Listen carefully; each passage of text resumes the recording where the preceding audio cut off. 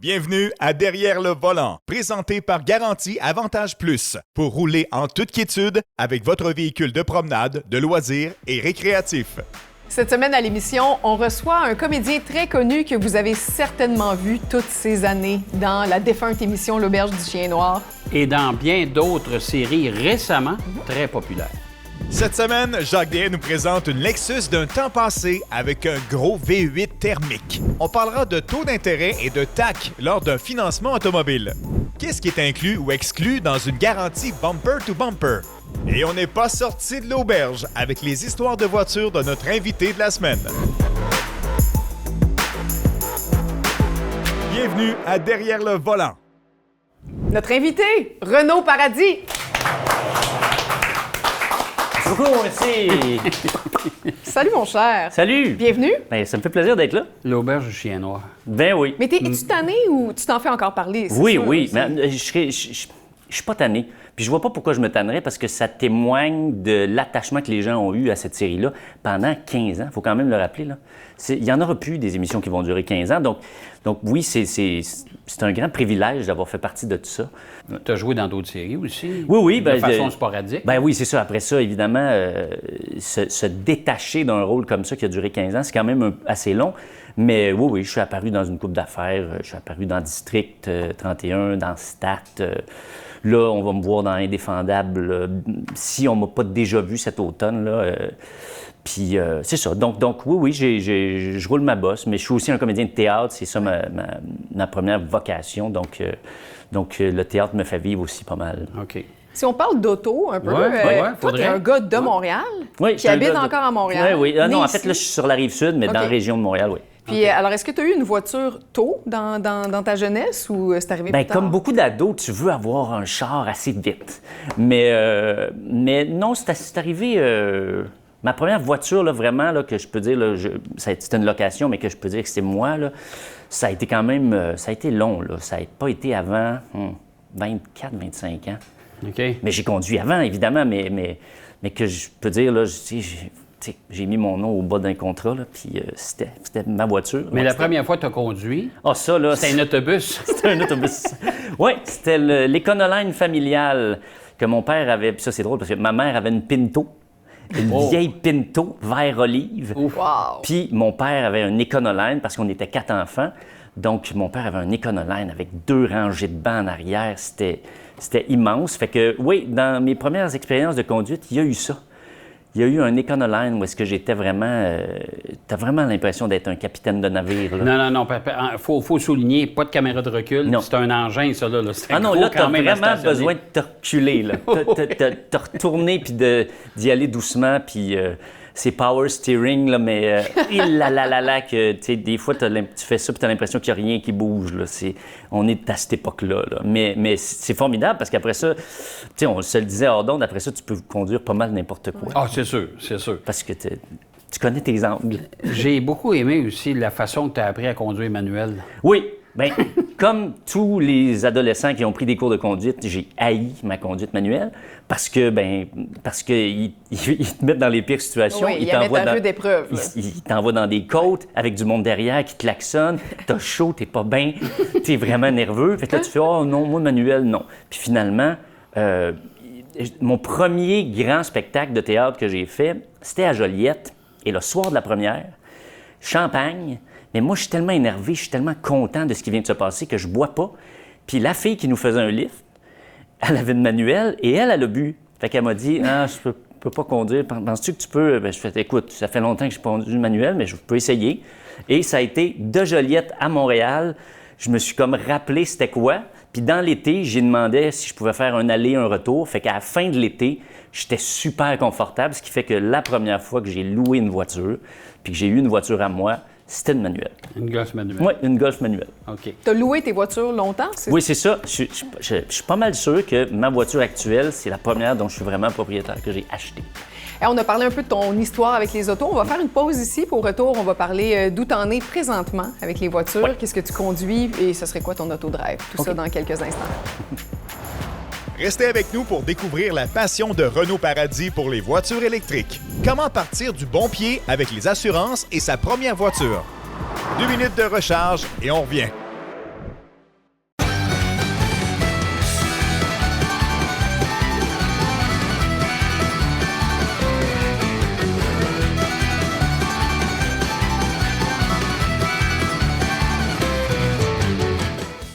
Sylvain, je te parle de mon neveu, OK? Il habite encore chez papa-maman. Il a travaillé beaucoup dans les dernières années. Première voiture, il rêve d'une voiture sport, peut-être d'autres choses aussi. Tu lui conseilles quoi dans le monde de l'assurance? Bien, première étape, là, ça serait de faire une soumission d'assurance auto avant d'acheter l'auto. Ça va t'aider dans ton choix de voiture parce que ton assurance, tu n'as pas d'expérience. Ouais, première voiture, là. Première voiture, là, pas d'expérience, permis de conduire depuis pas longtemps. Ton assurance, là, j'ai des jeunes, là, ça leur coûte pratiquement jusqu'à 50 de l'équivalent du paiement de l'auto en assurance. OK, là. c'est beaucoup. Puis d'un modèle à l'autre, il peut y avoir une grosse différence de coût d'assurance.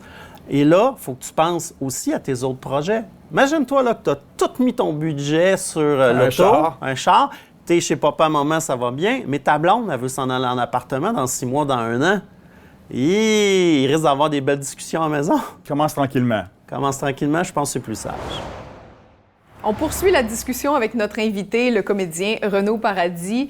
Tu nous as dit, Renaud, avant la pause, que tu avais eu des locations, donc tu as été locataire pas mal toute ta vie jusqu'à là, et tu es quelqu'un qui a adhéré au virage électrique quand même aussi. Oui, assez vite, ça m'a intéressé, moi, de payer moins de gaz, d'être moins dépendant au carburant. Fait que oui, j'ai été locataire d'une des premières Prius hybrides branchables. Vraiment, une des premières au Canada. C'est pas une grande fierté parce que c'était quand même quelque chose, là, ça commençait, la technologie commençait, ce qui fait que tu avais beau avoir 20 km d'autonomie, dès que tu appuyais un peu sur l'accélérateur, ça chutait. Ça baissait dramatiquement. Ah, c'était toujours, tu sais, il donnait une autonomie comme ça, 20 ou 30 km. Ah oui. Tu faisais 3 coins de rue, tu sais, oups, puis de batterie. Non, c'était pas réel. Ouais. C'était pas réel. Ce qui fait qu'après, j'ai eu une Volt.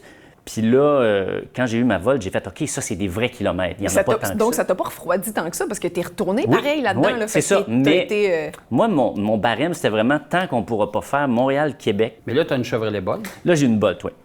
Ça, on a connu beaucoup d'invités qui ont eu des Chevrolet Bolt. Puis c'est vraiment, c'est une voiture qui est intéressante par son format. C'est ça. Tu sais, en milieu urbain, c'est facile à stationner. Et c'est une voiture qui est efficace. Vraiment. Ah, Qui a oui. une belle valeur de revente en même temps.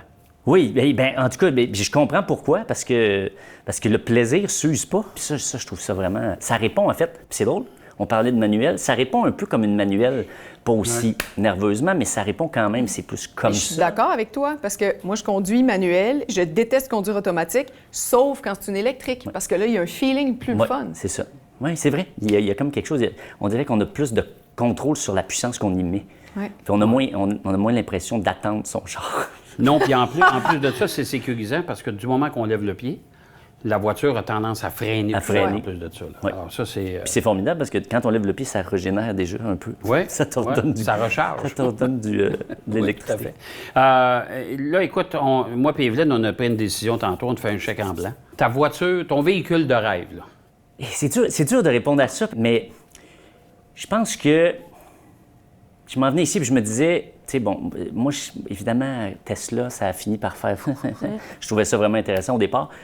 Après ça, les Polestar, je les trouve très, très belles. Je trouve qu'ils sont racés, j'aime ça. Mais si vraiment vous me faites un chèque en blanc, là, j'irais tu sais, une Porsche, une vraie Porsche très racée, là, mais électrique.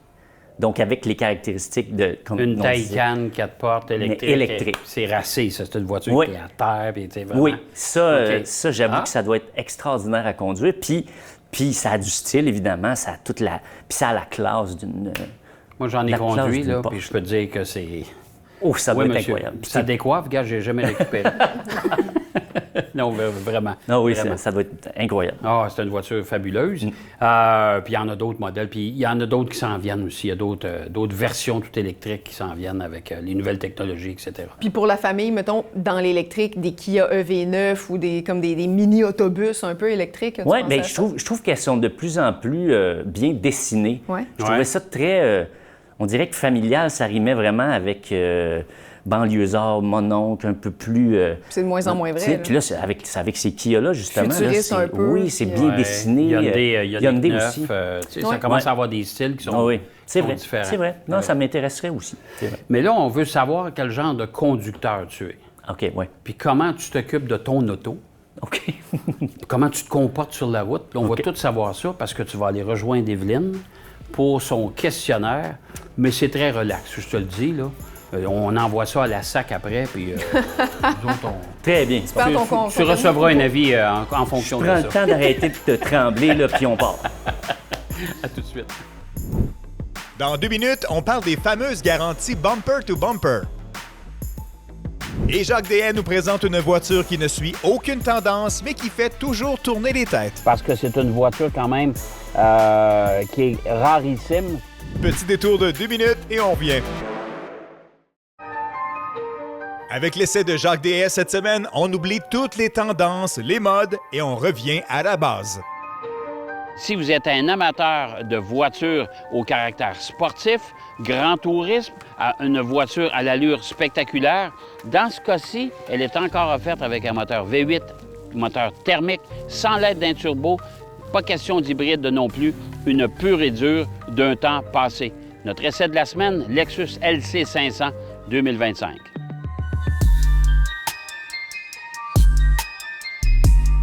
Pour l'ensemble, la voiture, comme je vous dis, c'est une voiture qui est très jolie, qui fait tourner les têtes. Je suis obligé de vous prévenir là-dessus parce que c'est une voiture quand même qui est rarissime sur nos routes. On n'en vend pas beaucoup. Bien sûr, c'est une voiture qui commande une facture quand même assez élevée. À part le style extérieur, l'intérieur aussi est assez spectaculaire avec la présentation du tableau de bord, surtout dans cette version-ci avec la couleur comme caramel, là, que je trouve particulièrement jolie. Les cuirs sont de qualité relevée, bien sûr, et la qualité d'assemblage, comme dans tous les produits Lexus, c'est irréprochable.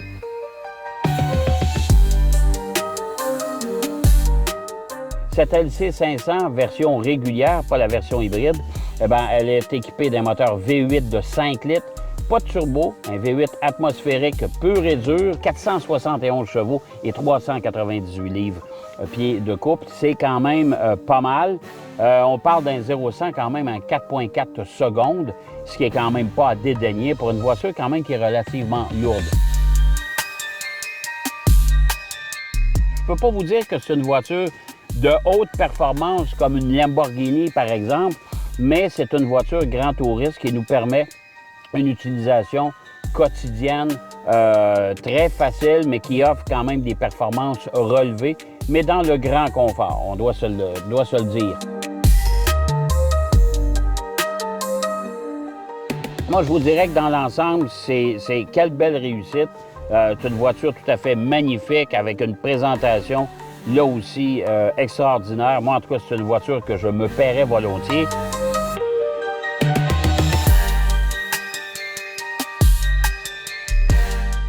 Au final, la LC 500 est une voiture à la silhouette spectaculaire et pratiquement indémodable. Quand on va la revoir dans 10 ans, ça va demeurer une voiture au goût du jour, c'est le cas de le dire.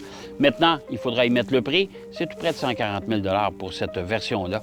C'est beaucoup d'argent. Et en plus de ça, si vous en voulez une et vous avez les moyens de vous la payer, dépêchez-vous parce que en mode de thermique, c'est-à-dire avec le moteur V8 atmosphérique, sans turbo, sans rien, même pas d'aide hybride, eh bien, je pense que ça tire à sa fin.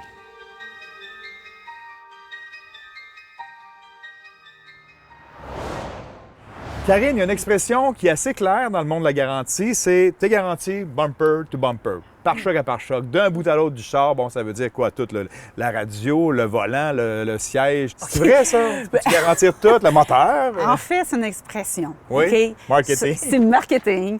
Il essaie de t'exprimer, ton vendeur, au moment de l'achat, qu'il y a plusieurs choix de plans. OK. Puis celui-là qui veut t'offrir, La totale. c'est la plus grosse, OK. la plus complète. Ça veut dire qu'il y a plus d'inclusion, moins d'exclusion OK. qu'il comprend sur ton plan. Le petit sapin? Le petit sapin, il est sûrement dans ton exclusion. OK. Ton pare-choc aussi. OK, il n'y a pas de bumper dans bumper to bumper.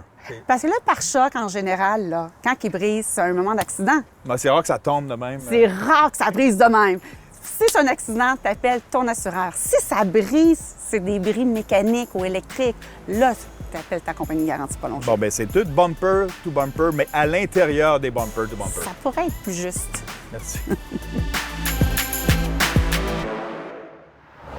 Renaud Paradis, tu es un bon comédien. Es-tu un bon conducteur? C'est ce qu'on va apprendre dans les prochains instants. Il l'a là. T'es prêt? Ta plus grande qualité de conducteur? Pas ma patience. Attends, Attends un peu. Ma plus grande qualité de conducteur, je pense que c'est mes réflexes. C'est une bonne qualité. C'est important. Fait que tu n'as parce pas que beaucoup d'accidents à ton actif. Est-ce qu'on peut déduire ça? Oui, exactement. J'en ai pas beaucoup, non. Ton plus grand défaut de conducteur? Je suis un peu impatient. Es-tu quelqu'un qui traîne dans la voie de gauche? Non. Non, j'ai vraiment... j'ai quand même une acuité de perception pas mal à 360. Fait que je suis vraiment souvent sur mes rétros. Fait que quand il y a quelqu'un qui arrive dans la voie de gauche, je me tasse. Est-ce que tu respectes les CD? Oui. Ah Oui. Bien, je suis en banlieue, puis à un moment donné, tu te fais rappeler que les lignes jaunes, mettons, là, c'est vraiment... C'est priorité piéton. Fait que à chaque fois que tu vois quelqu'un, vas-y. Puis pour rentrer sur l'autoroute, un CD, là, t'es-tu celui qui cède ou t'es celui qui accélère pour prendre ta place? Avec hésitation. Ouais. Avec hésitation, je pense que oui, mais avec hésitation. OK.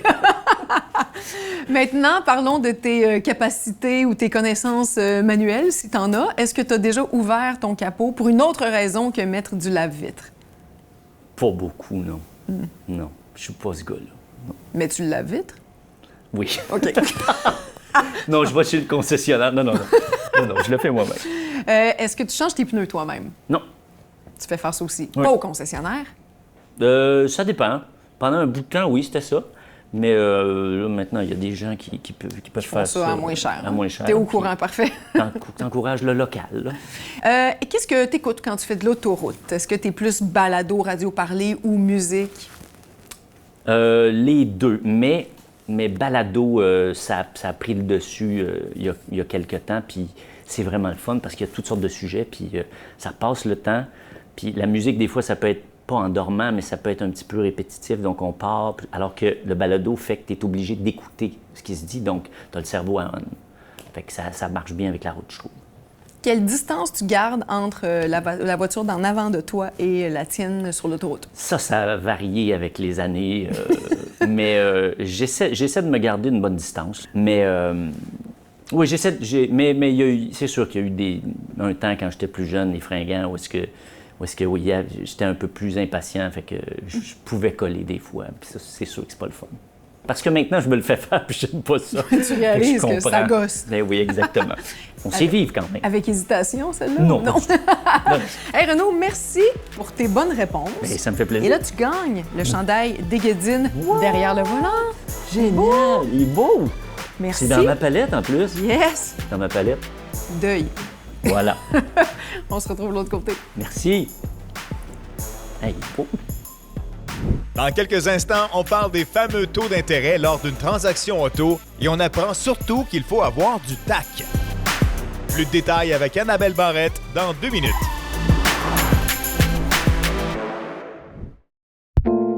Annabelle, j'ai une bonne nouvelle. J'ai ma voiture de rêve. J'ai un maudit bon taux d'intérêt. En financement, j'ai 9,9 %. J'arrive chez nous, je sors mes papiers, etc. Puis je regarde ça. Puis finalement, c'est 11,4 Fred, tu t'es fait fourrer? C'est quoi, mes enfants, mes amis? Qu'est-ce qu'on pense, là? Bien, la bonne nouvelle, Fred, c'est que tu t'es pas fait avoir. Ça, Non. c'est la première bonne nouvelle. Par contre, tu regardes pas la bonne chose. Le taux d'intérêt, Ouais. tu as raison de dire qu'il est à 9,9 %. Donc, ça, c'est le taux qu'on affiche, c'est le taux qui est alléchant, c'est celui avec lequel on attire, évidemment, les clients, et il est réel. Par contre, ce que tu regardais, c'est le TAC, le TAC, le taux annuel de crédit, qui, lui, va être un petit peu plus élevé. Pourquoi? Parce que quand on va financer un automobile, eh bien, la banque va charger des frais qui sont reliés au financement. Donc, ce taux d'intérêt-là, donc annuel de crédit, c'est le taux d'intérêt plus les frais qui sont reliés au financement. Je te donne un exemple. Exemple, c'est que tu ouvres un compte, j'imagine qu'il y a des frais. Exact. Bien, ton véhicule que tu achètes 15 000 sur 60 mois à 9,9, la banque va te charger peut-être 80 $ pour le RDPRM, que toutes les banques chargent de toute façon. Et souvent, en deuxième chance au crédit, c'est pas rare que les banques vont charger, pas le concessionnaire, mais la banque va charger un frais de bienvenue d'environ 700 $. Donc, on repart, c'est 15 000 plus le 80 plus 700. Donc, c'est plus 15 000 à 9,9, c'est 15 780. Donc, ton taux annuel de crédit va monter, évidemment, à 11,4 %. Donc, j'ai manqué le TAC et non pas avoir Le du TAC. TAC, exactement. Le TAC. Mais le meilleur exemple que je peux te donner, Ouais. c'est sur les cartes de crédit. Une carte de crédit, des fois, on voit ça, là, des promotions alléchantes du 8,99, profiter. Par contre, souvent, il y a un frais qui est relié à ça. On va charger 500 $ annuellement pour avoir droit à ce taux-là. Donc, ce qui fait que si tu gardes 5 000 $ sur cette carte de crédit-là à 8,99, bien, après un an, ton taux annuel de crédit est à 18,99. Donc, le taux d'intérêt, c'est le prix affiché et le TAC, le taxe, c'est le taux d'intérêt que tu payes en réalité. Bon, bien, on en sait un peu plus sur Renaud Paradis, quel genre de conducteur il est, comportement sur la route, tout ça. On n'a pas d'invités qui sont indisciplinés, là, si on s'entend là-dessus. Ou qu'ils l'ont dit. Oui, exact. Ça, c'est un autre paire de manches. Là, c'est le temps de nous parler de ta fameuse pièce de théâtre. Tu vas faire une tournée en 2026, Oui. un peu partout. Là, j'entendais, ça s'adresse aux ados, mais il va y avoir des spectacles. Oui. Si tu vas nous expliquer un peu. En fait, c'est le crime de l'Orient Express. Fait que c'est le grand meurtre et mystère de Agatha Christie. OK. Vraiment, un de ses romans, de ses polars les plus connus, Le crime de l'Orient Express, qui est adapté pour le théâtre. Et on fait ça, oui, en effet, pour les ados. Donc, c'est souvent des écoles qui viennent dans les salles, qui remplissent les salles. Mais on va faire aussi, comme vous le disiez, on va faire aussi des représentations tout public, donc des représentations pour tout le monde. Puis on a commencé là, à la fin octobre, puis là, on va aller jusqu'au mois de mai cette année. Puis l'an prochain, il y en a d'autres. C'est vraiment le fun, je pense, pour tout le monde de voir une pièce puis de se demander qui c'est qui a pu commettre le crime. Fait que un suspense au théâtre, il n'y en a quand même pas tant que ça. Donc ça donne quelque chose de bien le fun, puis de tenir l'attention pour des acteurs, c'est vraiment super. Puis c'est une super belle gang, encore une fois. Puis on a bien hâte de se promener partout dans les routes du Québec avec ça. C'est ça que vous faites en toute la troupe de théâtre? C'est ça. Dans un même véhicule? On est quand même pas mal, fait que ça va-tu être un véhicule ou deux, je sais pas, mais... Mais c'est pas individuellement? Non. OK. Non, ça va dépendre, évidemment, c'est où. Ah, bon, ben écoute, ça me donne le goût d'aller voir ça. Viendrez! Tu fais toutes les régions du Québec? Ah, ben oui, on va jusqu'en Abitibi, je pense, au mois de mai. OK. Oui, on va se promener Trois-Rivières? pas mal. C'est sûr qu'on va OK. à Trois-Rivières. OK. Je sais pas quand, mais c'est sûr qu'on y va. OK, ben je serai là. On te voit à la télé en ce moment, là, cet automne, Ouais. mais y a-tu des rôles à venir aussi dont tu peux parler? Ou... Non, pas pour l'instant, puis c'est ça, mais moi, je suis un gars de projet. J'ai mes projets aussi solo, dans le sens que avec mon grand ami de toujours, on fait des capsules sur Facebook où on fait du chant a cappella. Oui, parce que t'es un gars de musique, t'es musicien Ouais, c'est aussi, ça. là. Quand je lis ton Wikipédia, ça dit musicien et comédien. Oui, c'est ça. Ben, c'est-à-dire que c'est ça, j'ai fait beaucoup de musique quand j'étais plus jeune, c'est dans ma formation. Puis en fait, je fais aussi un show sur Brel et Barbara. Au moment où on se parle, là, je pense qu'il reste quelques dates vers la fin de l'automne. Vous pouvez aller voir ça sur martinleclerc.com, les productions Martin Leclerc. Puis c'est un spectacle sur l'univers de Jacques Brel et de Barbara. Donc je fais ça avec ma chum Julie Daou, qui jouait ma sœur dans l'Auberge du Chien Noir. Ah, mais Tout est dans tout. Mais c'est tout pour aujourd'hui. Ben oui, Merci infiniment, Merci à vous. Renaud, d'avoir Merci. été là. Merci d'être C'était le venu. fun Merci. d'apprendre à te Vraiment connaître apprécié. aussi. Merci. À la maison, j'espère que vous avez apprécié l'émission et on vous convie à un autre épisode qui aura lieu la semaine prochaine, bien sûr, de Derrière le volant. À bientôt. Derrière le volant vous a été présenté par Garantie Avantage Plus pour rouler en toute quiétude avec votre véhicule de promenade, de loisirs et récréatif.